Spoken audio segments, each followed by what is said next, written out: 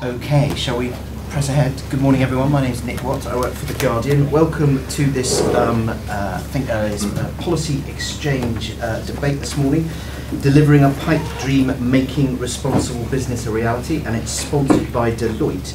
Obviously, this is quite timely to be talking about this because we're going to be talking about one of the main themes, not just of this conference, but of the wider political world. How do we create a more responsible form of capitalism, and therefore how do we make business more responsible? Last year, you'll probably remember Ed Miliband made his big speech at this party conference last year, and he talked about how there are predators in business and there are producers, and we should be championing the producers and cracking down on the predators. Now, normally prime ministers, when an opposition leader delivers a speech, it's their prerogative to trash or to nick an idea. Well, David Cameron in that case did both things. He trashed it initially and then he nicked it. And for the last year or so we've been talking about this big theme, all parties have been talking about this big theme, how to forge a more responsible capitalism. Now, to talk about this, we've got four panellists.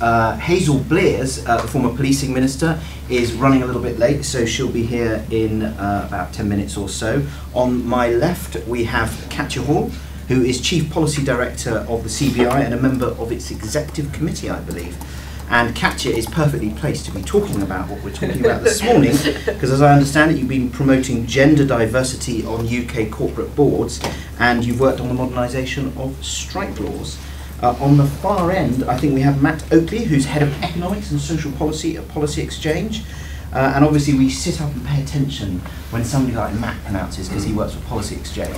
And their reports are not just read carefully by journalists like me, they're read very carefully by David Cameron in Downing Street. Really? Because you are Cameroon, as they say, the Cameroon think tank. And just next to me here we have Jane Boardman, who I've decided I think is the most terrifying member of our panel, because Jane has a degree in mathematics from one of the finest universities in the finest city in this country, in Manchester. I say that because I'm one of these useless arts graduates, so I'm always in awe of mathematicians.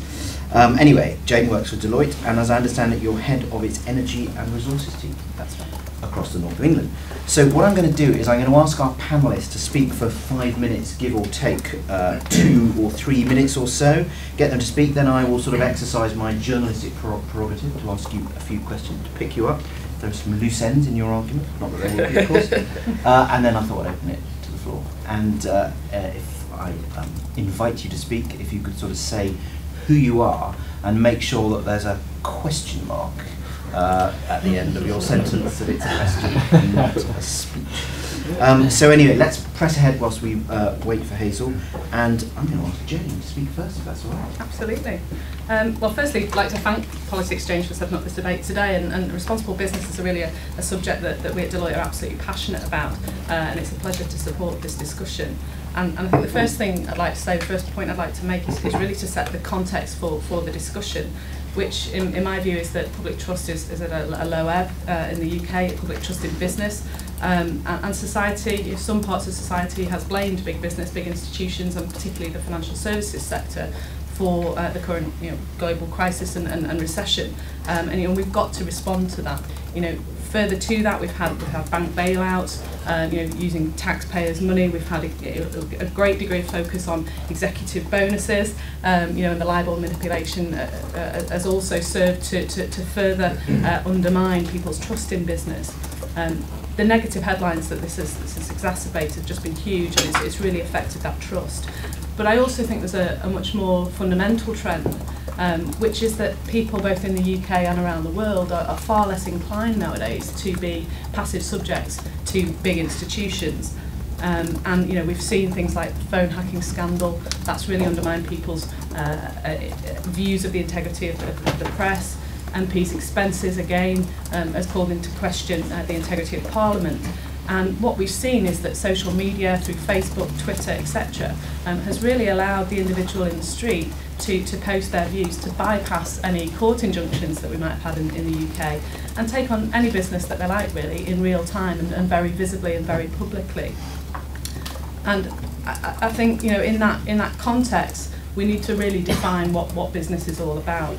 And make sure that people understand that business is essentially about building a better society, and that being a responsible business is more than just ticking the items off the CSR agenda. It's more than just writing a cheque for charitable giving or letting your employees have a day painting a scout hut. It's much more about an integral part of business strategy, and really responsible business should be about the day-to-day activities of business and not about these peripheral activities. And if we can really give business that sense of purpose, I think it makes commercial sense as well as moral sense. It gives employees the inspiration to really take their business forward. It gives leaders a touchstone. It guides investors as to where to place their investment. And it really gives businesses the framework to tell the outside world about their overall contribution. And as I say, the contribution from the day-to-day core activities of the business and not these peripheral activities. So I think the first step towards more responsible business is for businesses to really get to grips with their social purpose and start to report on it on a very regular basis. And to illustrate that point, and I don't want to sound like an advert for Deloitte today, I just wanted to highlight what Deloitte is actually doing in this area. And we're actually going forward, we're going to produce what we call an impact report rather than an annual report. So traditionally an annual report will have focused on the financial performance of our business, and that's what would have attracted the headlines: have we grown bigger than our competitors, what's our profit? Actually what we're going to do going forward is focus on headlines such as, in the last financial year, Deloitte contributed just over £1 in every £1,000 of UK economic output. We kept 12,600 people in employment. We recruited 3,700 new employees and invested £24 million in their personal development.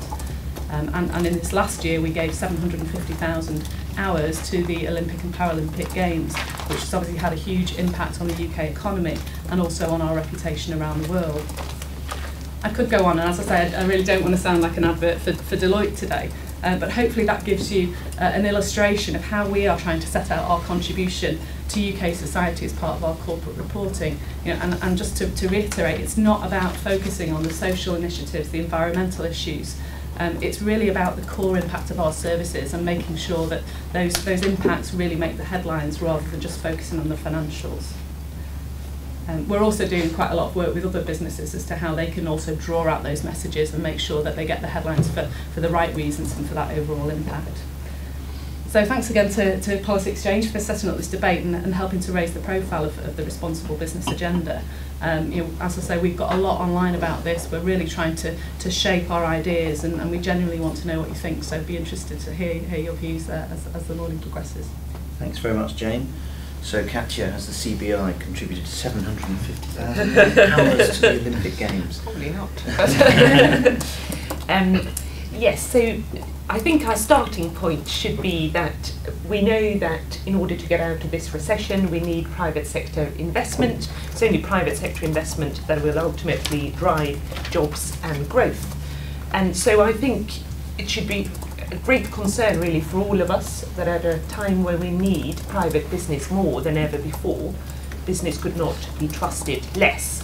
And that is the dilemma I think that business leaders face, but actually all of us face in society too. And what I thought I'd do is just look a little bit about why trust is so low, and whether it's lower now than before, and then say a few words about what we, business, but also I think politicians should do about it.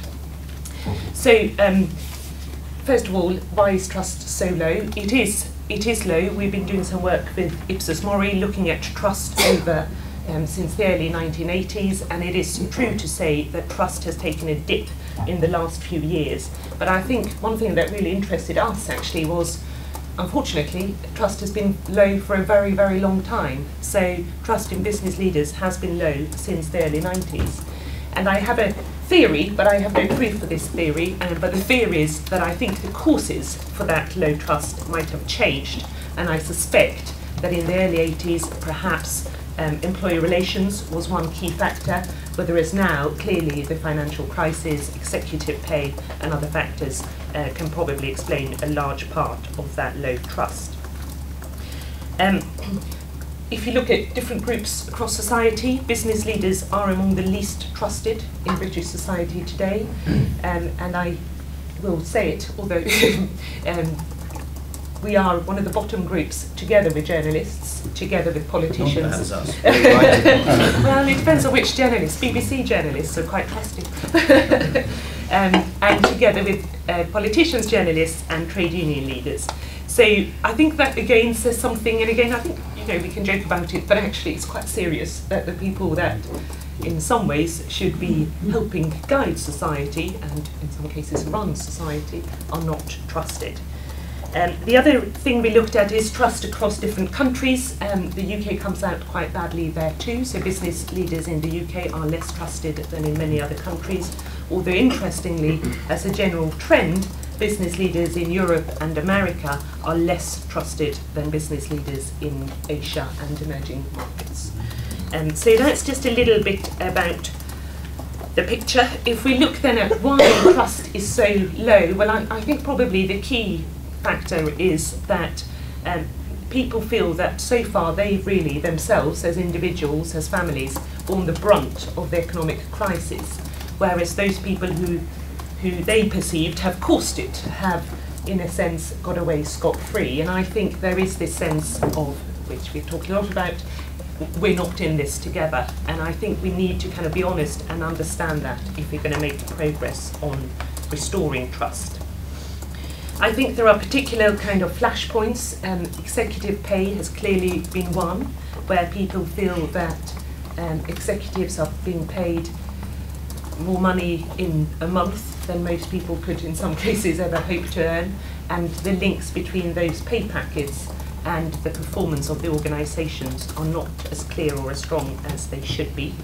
Tax, I think, has been another flashpoint, whether that's at an individual level or at a corporate level, and this sense that businesses should pay their fair share of tax.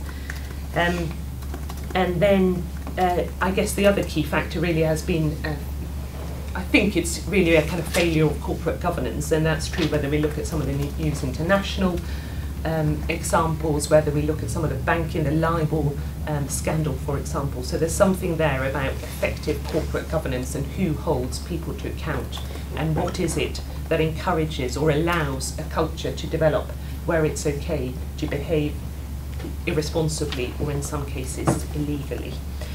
So those, I think, are kind of probably key courses. So how then do we kind of, that's all quite depressing, so how do we rebuild trust from that starting point?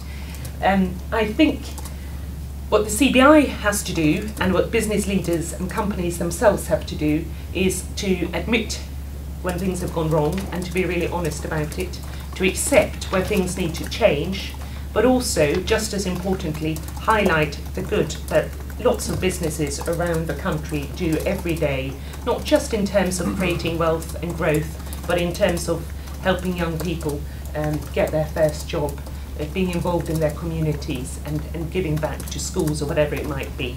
And I think that is absolutely key. So in terms then of what the CBI has been doing, we've been quite active in the debate on executive pay, and we have taken quite a strong stance for a business organisation, and saying that at the moment the current system, at least until these reforms are going to be introduced, has not been as good as it should have been, and we have seen lots of examples of where the link between pay and reward has been not transparent or been weak. So we need to see stronger and clearer links between pay and performance. We also need to, I think, be honest enough to say that high pay for outstanding performance is perfectly justified. I don't think it's for us to say whether it's a footballer or a business leader that if you do an outstanding job, you should not be paid a high amount. I think that's okay. What's not okay is clearly payments for failure, but perhaps more commonly, high pay for mediocre performance, and I think that's what we must stamp out. We've also been doing a report on tax, trying to set out what business pays in tax, but also set out quite a clear message of where the line is between legitimate tax planning and inappropriate tax evasion, for want of a better word. We've been doing a lot of work which you referenced on diversity, and CBI is in fact about to launch its own leadership programme finding the leaders of tomorrow throughout our membership organisations with a focus on diversity. And we have got, I think, around 20 people that will go through the first batch of our leadership programme this year. So that's something specific we're doing. Youth unemployment, I think, is another area where business must be part of the solution.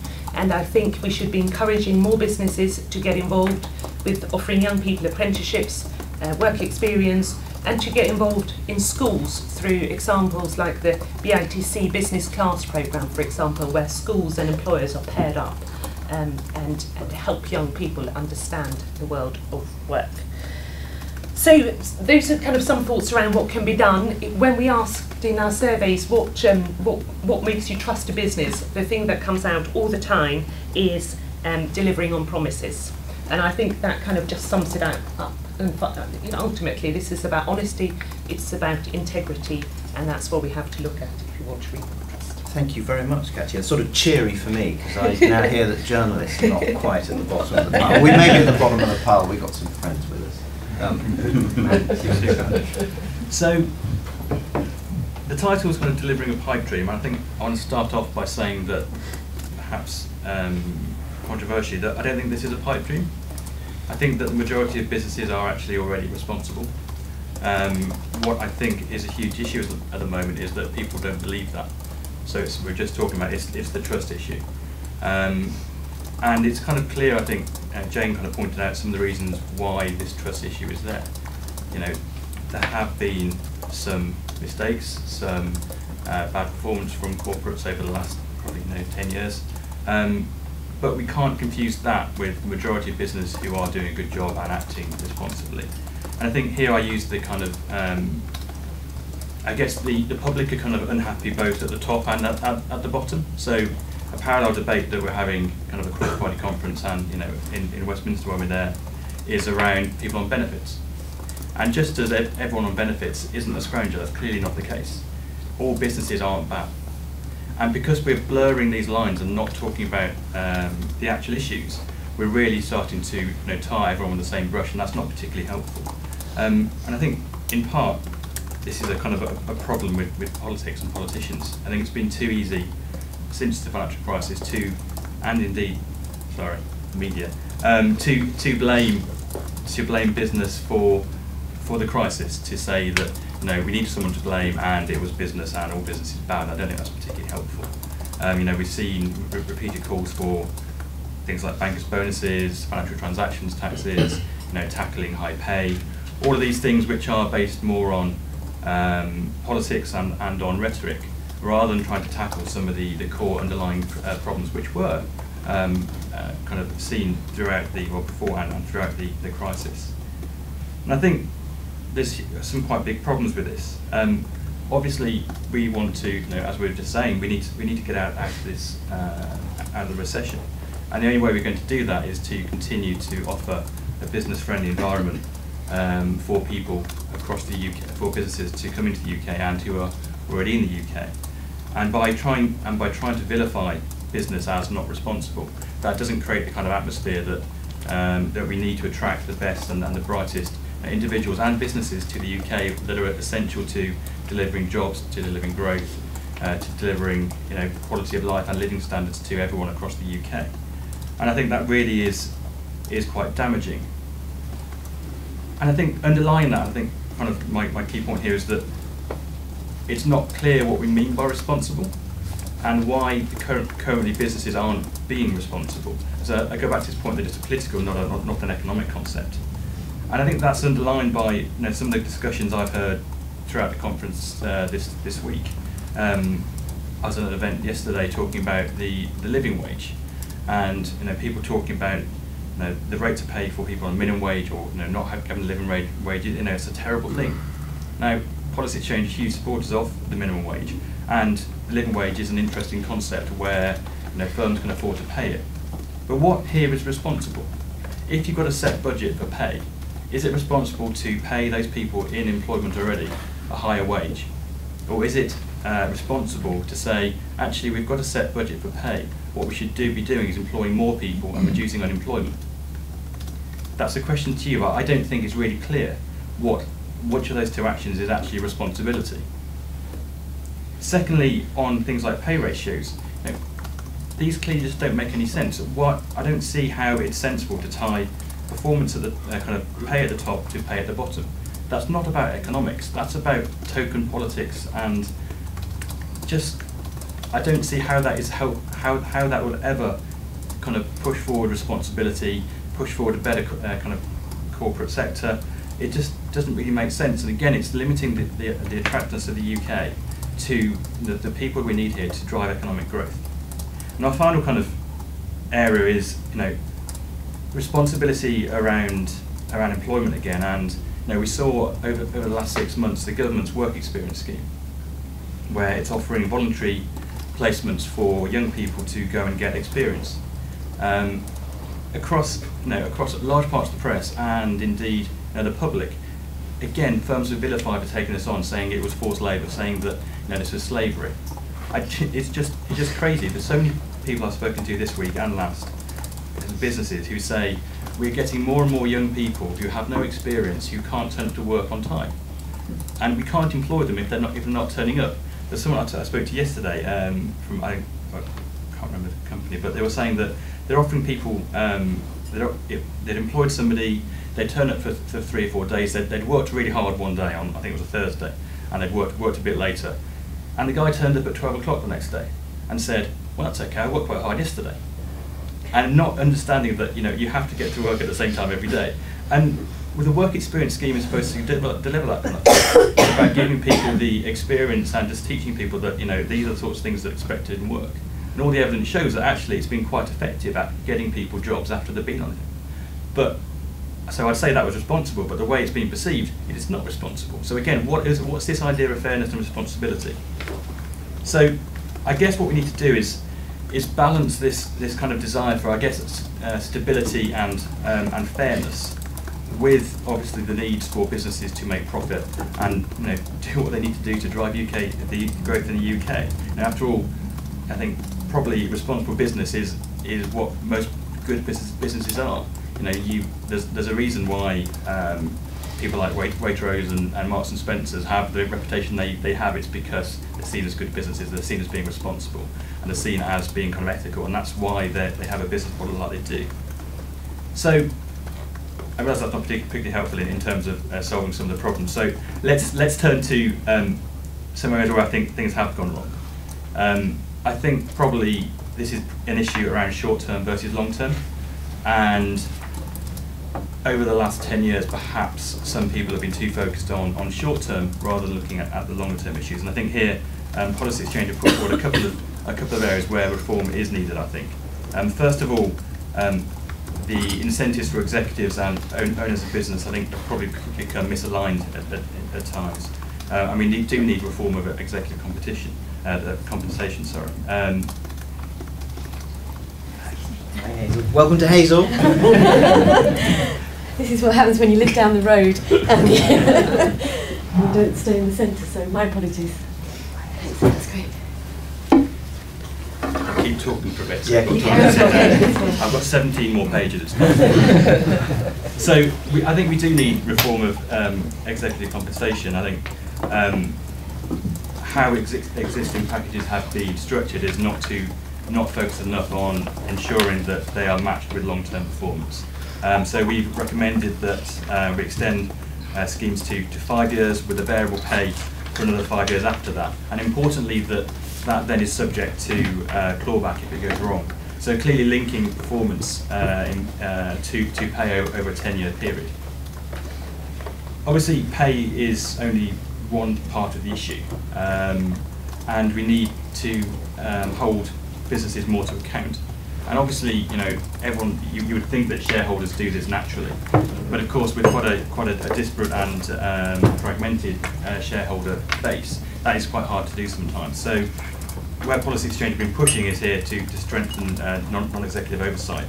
So, you could probably argue that at the moment, a group of kind of talented amateurs often holding many appointments on moderate pay. So we're arguing that actually we should make this much more professional. For instance, maybe not have more than 5 posts, to have a minimum of, say, 4 weeks per year on working with each business. So you really get to know the companies better and it can act much more of that challenge function. So those are two kind of policy areas where I think we do need definite action. But I guess you could argue that those are kind of around the fringe issues, and it's much more important that we recognise that businesses are actually on the whole responsible, but tackle the problems where they arise. I think we need to be careful what we wish for, and I think, as I was saying earlier, there is a question about what responsibility really is. And even if you just look at the pay kind of question, is it higher pay or is it more jobs? Now, there are trade-offs there, and there's different points of view in this room probably to other places, but we need to have that discussion, not just say that businesses aren't responsible and not really have an idea what we mean by that. So, recognise mistakes where they've been made. Please try and be supportive of business because we all need them to have jobs and drive the economy. But reform, a bit around pay and a bit around non-executives. Thank you. Thank you very much, Matt. Very warm welcome to Hazel. Hazel, MP for Salford, was, I hope you won't mind my saying, one of the real sort of reforming, modernising stars of the Tony Blair New Labour years. But you were not quite so enamoured of Boardman Brown, and I think you resigned from his government because possibly you could see what was going to happen the following year, and indeed it did happen. So welcome, Hazel. We've been here on this sort of cheery fringe meeting where the general consensus is that business is at a bit of a low ebb, which is bad news for the economy but quite good for me because it means that journalists have been joined at the bottom of the pit. We have some friends down there. Matt, who's from Policy Exchange, was essentially arguing that yes, the PR's not looking very good for business, but actually things are not that bad. Matt was talking about some ideas, not wildly keen on pay ratio. Jane from Deloitte kicked off, talked about how business is at a low ebb, but essentially saying that business are doing things, important things, and you were talking about how Deloitte is not introducing an annual report, it's introducing an impact report and talking about what it's doing for society. And Katja from the CBI went through a sort of a pretty grim list of how low business is, but you're saying all is not lost, but you did identify executive pay and things like that as issues. Pay for outstanding performance is a good thing. High pay for not outstanding performance is a bad thing. Anyway, over to you, Hazel. Right, well, thanks very much. I was known in the government, in Tony Blair's government, I think at one point as Tony Blair's little ray of sunshine. I'm a fairly professional optimist, so I've probably come at the right time to the right meeting. I can promise you I'm certainly not a cuckoo, so I'm not going to make any bird noises. But I do think that this agenda is incredibly important, actually across the spectrum and for all political parties. And that's partly because I think there has been a failure of trust in business. Not its own fault, but emanating from the global economic crisis, the breakdown of trust in certainly financial institutions, and in a way, lots of really good businesses have almost been infected by that kind of fallout, when in fact they have absolutely no responsibility for what's happened. You know, whether you're in retail, manufacturing, or whatever, certainly if you're a big business, you're now kind of lumped with everybody else as this kind of terrible, naked capitalism that doesn't give a damn about the rest of the community. Now, for the last year or so, because opposition gives you a little bit more time to think, I've been chairing a round table really to look at the whole issue of responsible capitalism, because you can make speeches and it's fine words. There's a kind of real responsibility on all of us as politicians and policymakers to try and put some flesh on the bones. What does it mean? And can we come up with perhaps just 3 or 4 things that any political party could take up, run with, that would be practical, that would change the system so that it positively incentivises business to do the right thing. And I say that because on my round table we've got retailers, Morrison's, Sodexo, a whole range of big corporates. We've then also got some social enterprises, some companies who are working on a kind of social value issue, and I've been amazed actually and quite inspired by the genuine commitment of the people around that table to try and do the right thing. And then I'm depressed by the way the system prevents them from actually making that a practical reality. So what we're trying to come up with are there 3 or 4 things that government could do perhaps to change the regulatory framework, to change the fiscal framework, and to positively incentivise people on this agenda. And I really don't think that they need a big push. They almost just need the barriers taken away, because the people who are doing it at the moment are almost doing it in spite of the system, and I'd like to get us to the point where we're doing it because that's the way we all do it. And I think somebody said, you know, when we get to the point where every single business in Britain actually is also a social business, then we'll know we're doing the right thing. And I can see that trend, I can see that kind of movement actually gaining some momentum now. And I was at Fringe yesterday when somebody was talking about the chief at Unilever, who actually said to his shareholders, look, if you don't share my vision, if you're not here for the long term, if you don't want to do the right thing, then I'd rather you're not on the journey with us. That's a very brave thing to say to your shareholders. You've got Andrew Smith from GlaxoSmithKline, when he said companies should not be kind of ranging around the world looking for the place where they can make the most profits. They should have a sense of commitment to the place that they are, to the local people, to the local community, to their employees. Now, these are not fly-by-night businesses. You know, these are big, major global players. And if they're starting to talk the language of commitment to place, commitment to people, commitment to communities, then that gives me quite a lot of heart. So I don't think I'm being an unrealistic optimist by saying that the mood is with us. But actually, if we don't grasp it and we don't do it in a proper partnership way, then I think we'll be missing the trick. If we stay in the place of kind of bashing business, then I think that is bad for us. It's certainly bad for working people who need the jobs, and it's bad for our economy as well. So where I'd like to get us politically to in the party is that we're, if you like, anti-bad business, and we seek out, you know, the places where there is exploitation, where people are maximising profits, where they've got a real short-term kind of attitude, and we say, no, that's not the kind of business that we want to encourage. But where you're genuinely committed to good products, you know, good employment practices, then we want to encourage you and incentivise you. I mean, one example that came to my mind was we work a lot in this city with Bank of New York Mellon, and they're established here, got headquarters here.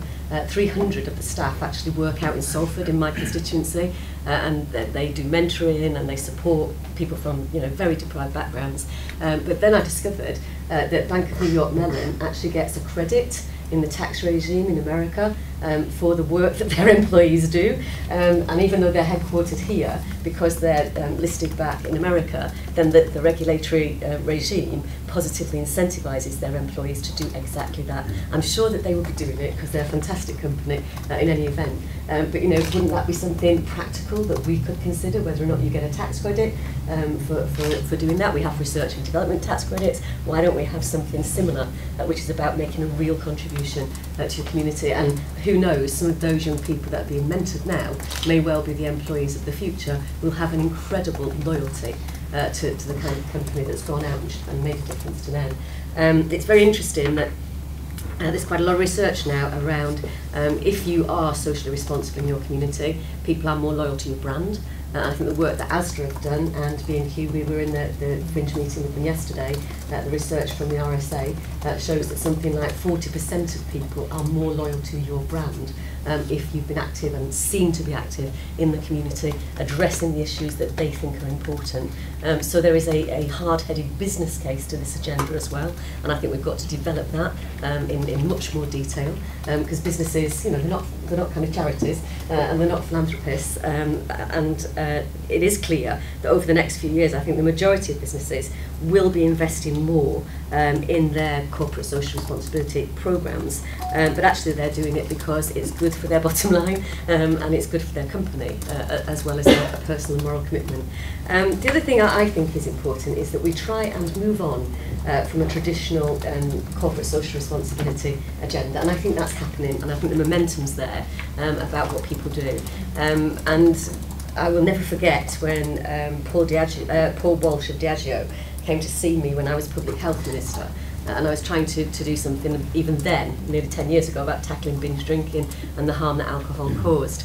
And Paul came in to see me with a lovely glossy annual report It was very impressive. And he said, look, Minister, this is what we do. And look at the back, and here's the CSR that we do. And I think it was a water aid project in Africa. And I said to him, well, that's great, but actually you make alcohol, and we've got real problems with alcohol. Why don't you think about doing something to address the harm that's caused by the abuse of your product, not the normal consumption of your product, but the abuse of your product, and then that would make a real difference. And he was genuinely kind of shocked. And I just remember the look on his face, and he just went, oh, Minister, my brand. And I could understand why he felt that, because he thought associating his brands that he'd really worked hard on with that kind of issue would damage it. Now that's changed dramatically, and you see all the work that goes on, that Diageo themselves and everybody in that industry is now funding around the harm caused by, if you like, the wrongful use of their product. And that to me is far more resonant and far more effective than simply doing CSR. The other thing that I'm very, very keen to explore is to try and help companies use their mainstream business model to effect social change, rather than going out and painting the primary school, which is great for people to do.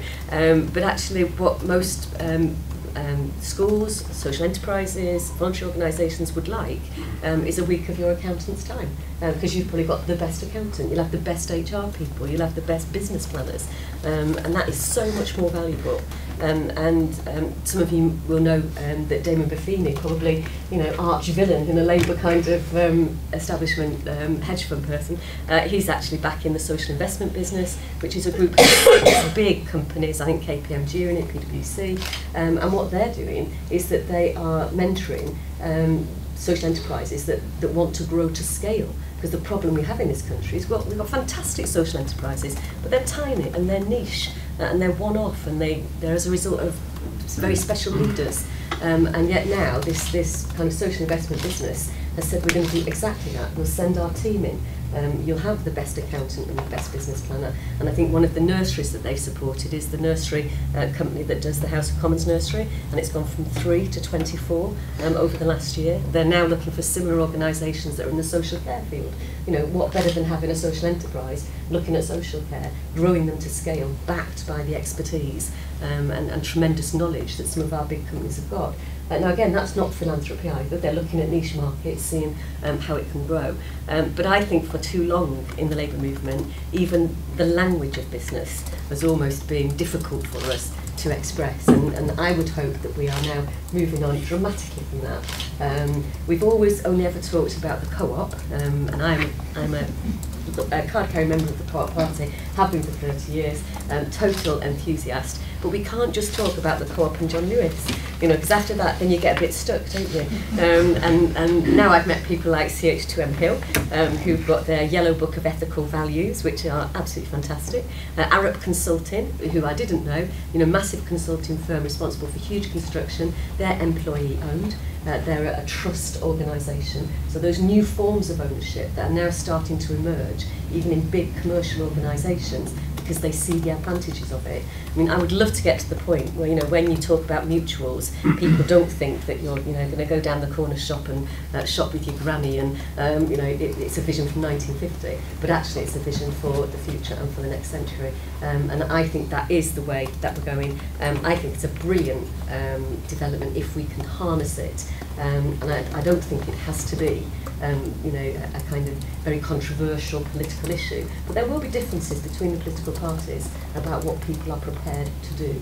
And my final point really is, I was very disappointed 2 weeks ago. We had a debate in the House about the major infrastructure bill, which is being rushed through Parliament in order to put a stimulus into the economy, which is desperately needed, £50 billion on roads, railways, schools, hospitals, whatever. And I put to the Minister, while we're spending this £50 billion, it's a fabulous opportunity to get social value out of that investment. So what are we doing about local supply chains, local employment, apprenticeships, training, getting the young people into the jobs? Spending that £50 billion will stimulate the economy, but how much bigger bang do you get for your money if you think about how you spend it as well as what you spend it on? And the answer I got was, well, we're in such a hurry, it's all got to be ready to go, that's all too complicated, la la la. And I just thought, how short-sighted is that?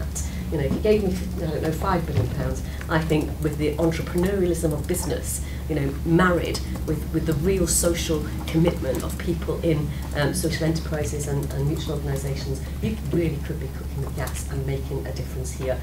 So it's a challenge a bit to our other political parties. Thank you very much, and Hazel. I am very sorry for not listening to people's contributions. I'm never normally rude. Thank you very much, Hazel. I think we'll skip over my questions because the clock is ticking away. I'll open it up to the floor. But I'll just sort of leave one thought in the air, which is it sounds like what we're sort of saying is that we need to be more like Germany. Germany is Europe's largest economy, it's Europe's most efficient economy, it's Europe's largest exporter. But when we talk about Germany, we use the word that's a dirty word in this country, which is corporatism, which we associate with Ted Heath. So I don't know whether when you're answering questions, if you could think about Germany and whether we should be Germans. Anyway, who would like to ask a question? Do we have anyone who wants to ask a question? Yes, the woman in the second row here. And if you could tell me your name and organisation, please. I'm Kay Allen, and I'm currently leading a campaign called Trading for Good, which is helping SMEs to promote what they do. And I'm quite interested in how companies like Deloitte could work harder to help SMEs who don't employ CSR managers and can't produce an impact assessment. And yet they're the people really driving social change in our local communities and connecting to local charities. But big business could do so much more to mentor those SMEs and give them their resources, like manage their payroll giving scheme or take the administrative burden of taking on an apprentice. So I'd be interested to know what you think you could do to help SMEs in the community to do more social good. Great. Well, I think we should go to Jane first because Kay mentioned Deloitte. Mentoring SMEs, what can you do on that? Well, that's something that we've done for a number of years. We've been involved in the past with organisations like the Printers Trust and actively offering our people's expertise. I think clearly our biggest opportunity is to connect SMEs and larger organisations. SMEs are a fundamental part of the supply chain to big business, and therefore it's in big business's interest to ensure that SMEs are flourishing, have good quality people, and are continuing to innovate and grow. And so creating a framework through organisations like Deloitte that have that global reach and can connect SMEs, I think is the start point, so that SMEs can share their own ideas on how they can get their messages out there. And yes, whilst they don't have things like an annual report, an impact report, the web is a phenomenal tool that anybody can use, really cost effectively to get their messages out there to broader society, and certainly social media again is something that the smallest organisation can use. But I think you're right in terms of bigger businesses recognising the importance of SMEs to their supply chain, to their longer term development and growth. Is the first start of that, the first step on that path, and then really investing in their supply chain to ensure that those businesses grow with them and at the same rate.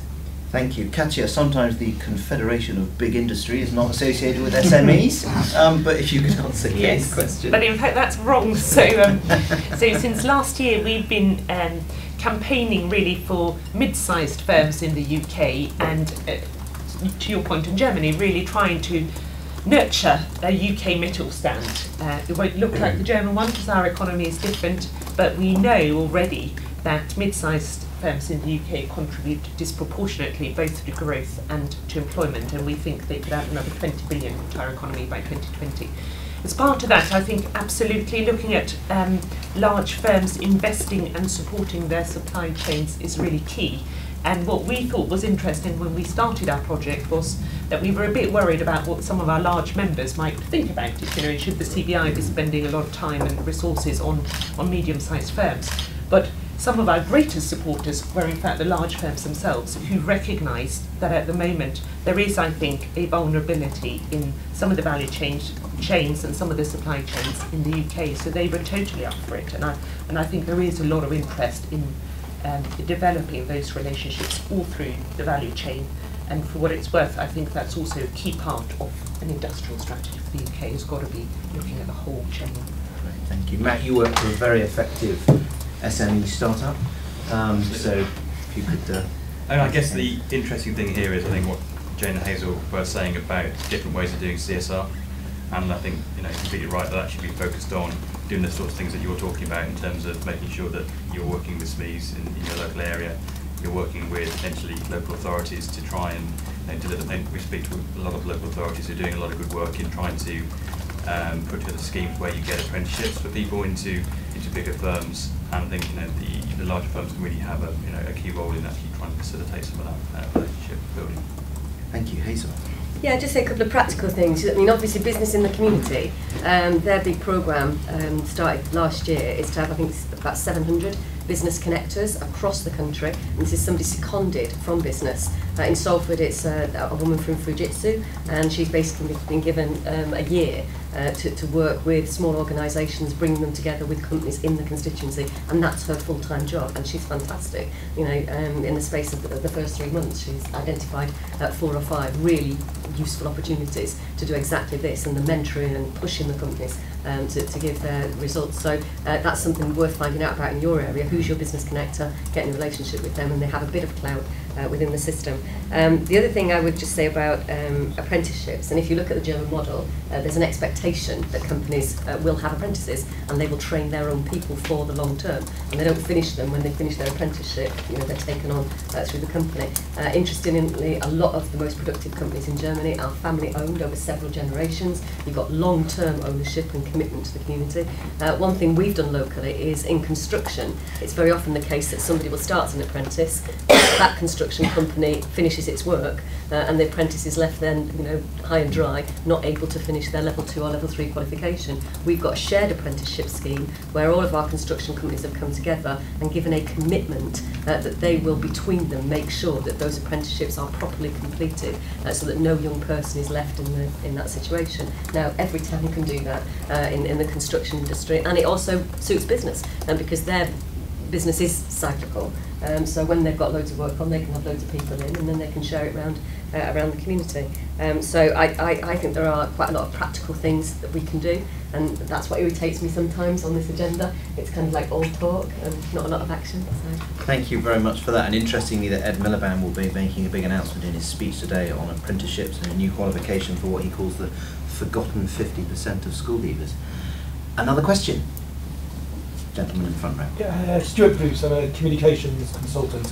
I just want to sort of a couple of things. First of all, picking up on what Matthew said, you know, I think he's absolutely right about the issue of defining responsibility, because even just listening to what the panel have said, there has been sort of slight differences. And I think sort of Jane probably gave what to me is my definition of what corporate social responsibility is best. Because because you using your analogy of the living wage, you could actually take that a step further, because you know, from what you said, it's obvious. Then you're going to pay the people you've got more, or create new jobs. But the jobs that you've already got, if they're being subsidised by the state and other businesses because you've got to pay people benefits, that's not responsible either. So it depends on how you, sort of what side of the argument you look at. And then the other thing I wanted to think was, there are some sort of practical examples of companies doing things. If you look at what people like Greggs are doing, you know, I'm involved in a project to regenerate a high street, and you actually start speaking to Greggs, they actually want competition on the high street. They want that because that improves the environment from it, increases footfall. So there can actually be things that companies are doing that are responsible, but it does actually have a positive impact on their bottom line. It's not just about kind of adding cost to it, as kind of, which is one of the things that sounded a bit like what Matthew was saying. Great, thank you for that. I might take another question because the time is against us. So, gentleman in the back row, please. Very, very straightforward technical one for Jane, I'm afraid. Sorry, can you tell us? Paul Wilson from Deloitte. Right. Your impact report, does that replace your annual report? Because presumably you've got things that you're obliged to report on in a statutory sense in your annual report. So does that then come into your impact report? The impact report will effectively replace the front end of the annual, the traditional annual report. So we'll file obviously our mandatory requirements for filing financial statements. But the annual report itself, the front end of a glossy financial statement, but will be replaced by the impact report. We're actually a limited liability partnership, so we're not as tightly governed by the stock exchange in terms of what we need to produce in that front end. So we've obviously spent a lot of time and investment thinking, well, what do our stakeholders and what does the broader community actually want to know, and what are the messages that we want to get across. And you know, a key part of that is is going to be defining what our societal purpose is, and how we are working towards achieving that. Thank you for that, gentleman in the front. Yeah, I'm Tony Langham. I'm chairman of unbiased.co.uk and chief executive of Lanson's Communications. We all seem to agree when we have these conversations. You basically all agree that businesses are getting better but trust is declining. And when we have these conversations, they always go around the same way. So I'm just left wondering, you know, are we being a bit wet if we're in the business community? Are we being a bit wet and should we push back a bit more and stand up for what we're doing? Or if not, do we think there is still a lot of bad business that needs to be weeded out? Because we're not really, you know, we're all saying, well, the job's been done. So either should we push back a bit more as the business community, or is there bad that still needs to be weeded out? And if so, what is it? Thank you, Tony. So, Matt, are businesses being a bit wet? And also, if you could answer Stuart's point, that very interesting point about how Greggs are welcoming competition in the high street. Fine. So, businesses no, politicians, apart from you. Politicians potentially yes. I said I think in my comments that it's very easy for politicians to try and beat up both people on benefits and big business, because it's what people are most concerned about at the moment, and it's going to take a lot of bravery from somebody at the top of political parties to say, actually, we're going to stop doing this. We're going to both recognise that the majority of businesses are good for the UK economy, and we're going to start promoting that publicly. And also at the bottom that, you know, and capitalism's quite good, maybe. Yeah, absolutely. And that's not bravery from business, it's about bravery from politicians. Greggs, yeah, sounds good. Hazel, that outrageous attack from the politicians. You're wet. I've always been known for bravery, and occasionally it's foolhardy. But you know, I say it as I find, and the people that I meet broadly are people who want to do the right thing. I also meet in my constituency work some absolutely appalling employers. You know, I went to one factory that makes cones, motorway cones, and it's like Hades. There's a furnace in there, people are stripped to the waist, they're in fumes, and they have to make these cones, and they're soft plastic. God knows what's going on, you know, health and safety. And then they have to turn them inside out, so they've got gauntlets on, and, you know, I mean, it was horrendous. And that was in a railway arch, you know, as a business, that was their business. And I think the managing director drove the latest, you know, Mercedes outside with silver grey leather convertible. And you know, there are businesses like that, and I want to expose them and say that's wrong. But for the majority, certainly of bigger businesses, I think they absolutely get this agenda. My worry is that smaller businesses struggle with it, because if it becomes too complex, and having an impact assessment is a great idea, I think we've a long way to go on measuring social value. And some of the models that the Treasury have promoted are very transactional, you know, £1, £7. Actually, it's much more kind of relational than that, and I don't think we're very skilled at measuring that kind of impact. So I think politicians have to get it. I think it does require a bit of bravery, but I think that businesses as well should stand up and say this is what we do. And you know, being a good business is a bit like being a good politician. It requires leadership. And when you get leaders like, you know, GlaxoSmithKline and Unilever and BT now, who are you know, on this agenda, stand up, be counted, say the right thing, and be brave about it. So I think, you know, politicians need to be pushed, and perhaps if businesses do some of that. It's a bit, and I say this to some extent from personal experience, when you go through a very difficult time, then it's really important that people come out with confidence. Both for the economy but also for our society. And if people are not confident about what they believe in and what they want to see happen, then the rest of the community won't have that confidence. And I think business has as much a responsibility for leadership as politicians do as well. Because the public at the moment have a crisis of confidence around politics. They think nobody can make a difference, the issues are too big, all political parties can't change my life. They think that business is remote from them. It's not something they relate to, and I think, you know, we're all responsible for that. So, you know, I'm not going to say we're all in it together. That's what Bill Clinton says. Said it in his speech. George, Katja. Yeah, I think businesses need to recognise when they've got it wrong, and I touched on that, and I think there are issues like executive pay, like diversity, gender, but also other forms of diversity where businesses could do more. So I think it's being honest where actually we haven't quite got it right, but it's also really being bold and explaining that fundamentally businesses do good by doing good business, and actually just being a successful company will create wealth and create jobs, never mind if you do anything else, and being really kind of bold in putting forward those arguments and explaining those arguments. I think we should also need to do much more. Jane. Yeah, I think it's twofold simply. I think businesses need to stand up for themselves and actually give a more comprehensive review of their performance. And we've got the situation where profit is the default measure almost of success. And when businesses file their stock exchange announcements, there'll be 3 or 4 bullet points. One will relate to revenue, one will be about PBT. There might be something there about an opening of a new office overseas, but actually, what should come out is employment creation, is expansion of health and safety, compliance regimes, etc. It's actually what is making the broader impact on the society, as well as the actual underlying numbers. And then the second part of the equation is that media and politicians need to focus with equal prominence on those areas instead of just reporting the numbers. We've got this strange situation where a supermarket will report its financial performance, and the man in the street will think, Christ, it's made X million pounds this quarter, I'm paying too much for my fruit and veg, rather than it's made X million pounds this quarter and it's created X thousand more jobs, and that means great things for my pension fund. And there's too much focus on the negative, and the politicians and the media have a huge role to play in turning that around. We're good at doing negativity. We are very good at that. Another question? Woman in the back. Hi, my name's Zoe. I work for a charity called Thornby Hall. That lady over there really wants the question. Oh, I'm sorry. Next one. I'm out of your eye. Next one.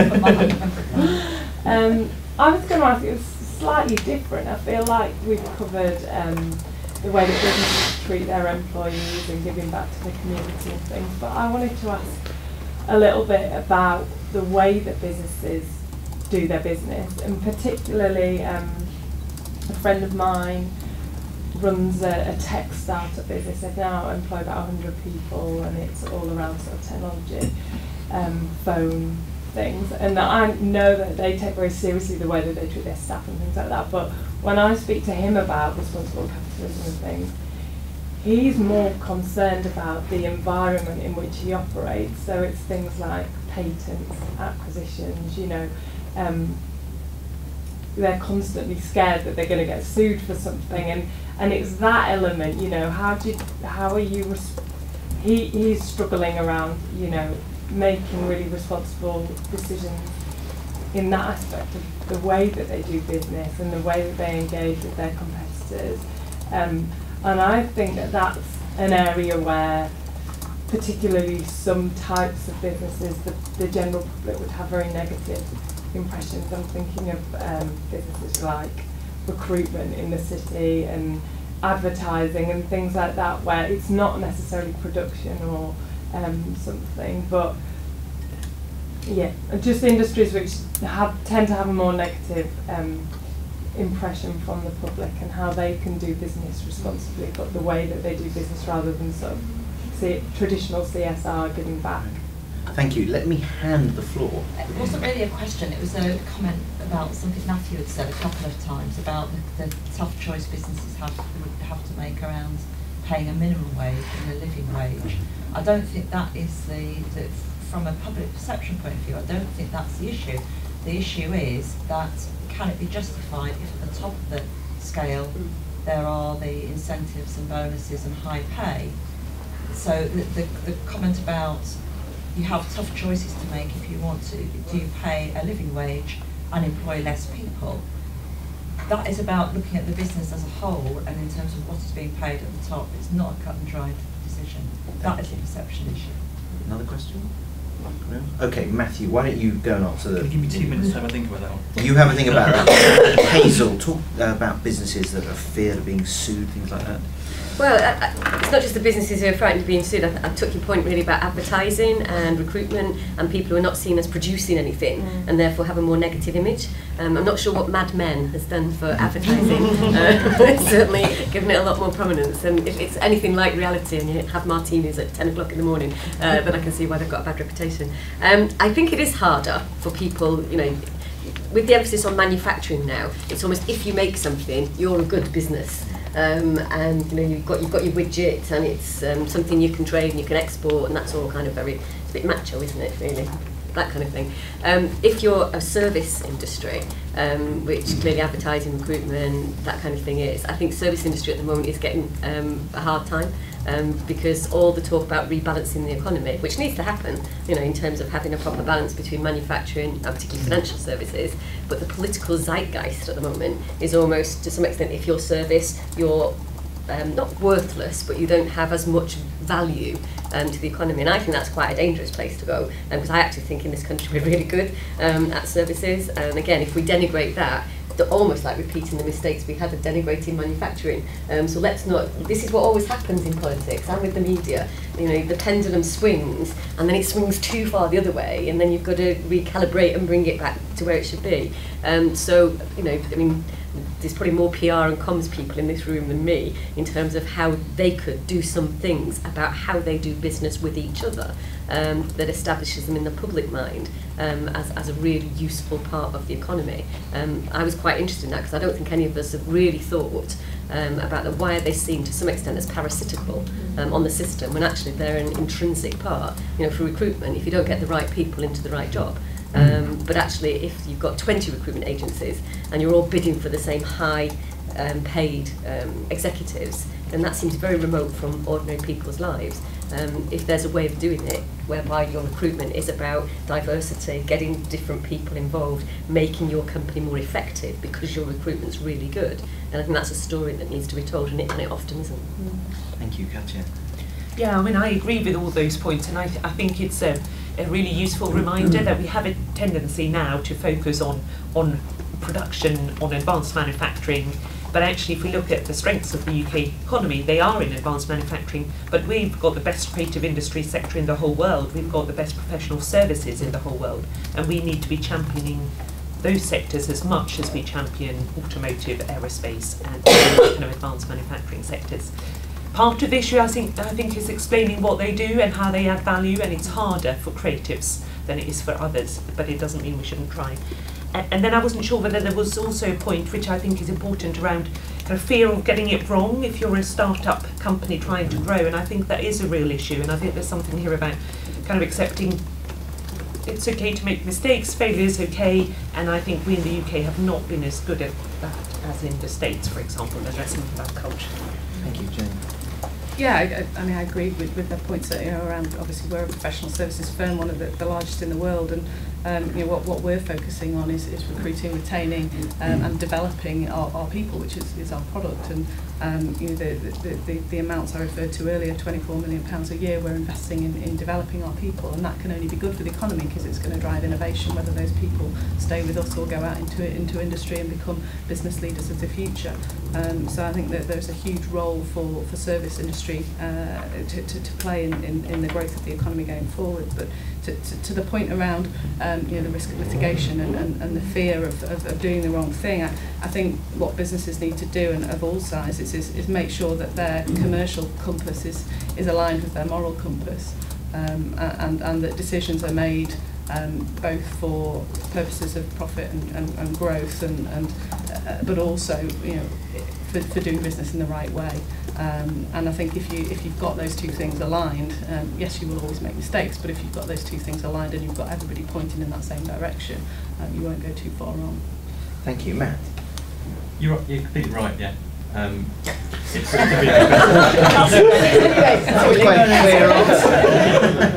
I guess it's definitely a perception issue, and I think I said also that, you know, I agree with Katja that high pay is not a problem if it matches with reward, and that's what we need to ensure. But I don't think we can escape the fact that, particularly for kind of top executives, this is a global market. We need to make sure we are attracting the best people to the UK, and that in some cases will mean paying a lot of money to people at the top. At the bottom, you know, this is a debate we're continuing to have a policy exchange around, you know, making sure that we support the minimum wage. I think there's a really good case to be made for the living wage. I just don't think that the debate that some people are having about the living wage is quite nuanced enough that, you know, just because firms don't pay it, it's not fair. You know, they're making a decision about what their responsibility is, and that fundamentally will be a trade-off between the number of jobs and the rates of pay which they're going to charge. Thanks very much. Time is against us, so unless anyone has a burning question, I might wrap it up there and say thank you very much to Katja, thank you very much to Hazel, and to Matt, and to Jane, and thank you to Policy Exchange and to Deloitte for sponsoring it. Thank you. Can I just say the best bit of CSR that I found, because I did a bit of research, and I thought, who's the most popular kind of recipient of good things? And I thought, it's not human beings, it's dogs. And apparently, Pedigree Dog Food donate 1 bowl of food to animal shelters every time they get a Facebook fan, and they have a goal of donating 4 million bowls of dog food, enough to feed every shelter dog in America for one day. So that's my best example of CSR. I want to do it, maybe. And Albert Reynolds, the former Irish Prime Minister, made his millions through dog food, and he used to taste it. So that's thank you very much.